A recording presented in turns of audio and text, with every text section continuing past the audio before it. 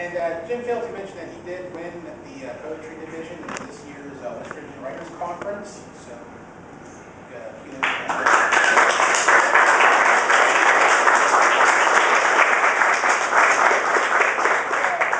next up we have Ted Webb.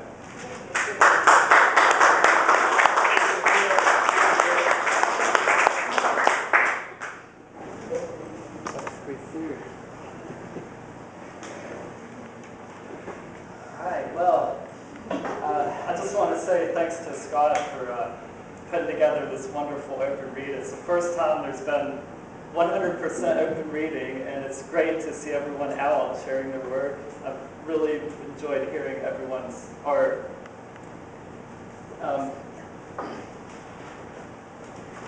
So I wanted to let you guys know that we're doing a poetry workshop, and you may have gotten this flyer. We've been passing it around. If no one's gotten it, get with me, okay? So myself and Tamara Woods are going to be doing this workshop on August 7th here at the MAC, and it's the same day as the brouhaha here in downtown Morgantown. So it's a great way to make a day of it. And it's going to be a great workshop, lots of good information. So, by all means, sign up. We have an early bird special, so if you get with us before July 9th, then you can get a big discount. So I'll just read a few pieces here. This one's hot off the press. It's written earlier this week, and a friend of mine had done a painting. I'm a big fan of art, and she did this painting with a horse that was transparent, but then she also did some digital media, and it was like running across a desert and a beach scene. And so that inspired me. I told her she should name it Spirit Horse, so that's what she named it. So this is titled Spirit Horse. We ride the painted horse who gallops on the water's surface across the ocean of tears, separating our thoughts from our hearts. How far did we ride today on the journey to love? How far, my dearest dreamer, you who dreams every night, and I who forgets all my dreams. Spirit horse, where did you appear from? Painted, transparent, like water, like love. You galloped from the center of the dream catcher, hanging above our bed, below God's open window.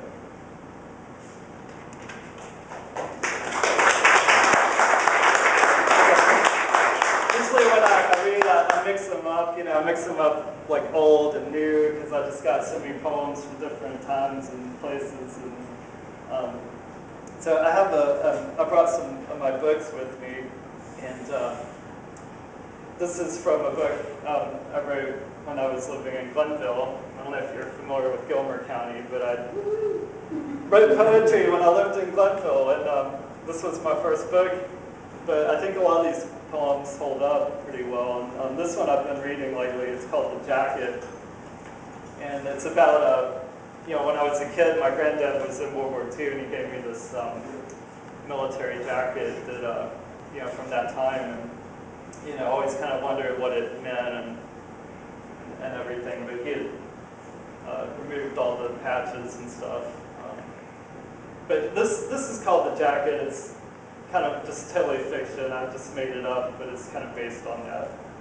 So, The Jacket. This jacket is mine. It's not hard to find. An old green fatigue, it's one of a kind. It represents no emblem. It stands for no creed. It's not associated with riches or greed. My jacket is found on the backs of the poor. It's also been worn by soldiers in war. It's found in trenches splattered by mud. It's seen on bodies covered with blood. It's worn by the brave, it's shown with the bold. It's donned by the homeless to keep them from cold. It's worn by sinners, and it clothes the saved. It's seen with the poet. It's worn by the slave. My jacket protects me from wind and from rain. It shields me from burdens. It keeps me from pain. I've walked with my jacket for thousands of miles. People stare at me strangely because it's not in style. It has no logo, it depicts no team. All that it stands for is a hope and a dream. I dream for the world to be a better place, where people can live no matter what race. I hope every child has something to eat and everyone's warm because they don't live on the street. Sometimes my jacket on me isn't seen, but I still have it on, if you know what I mean.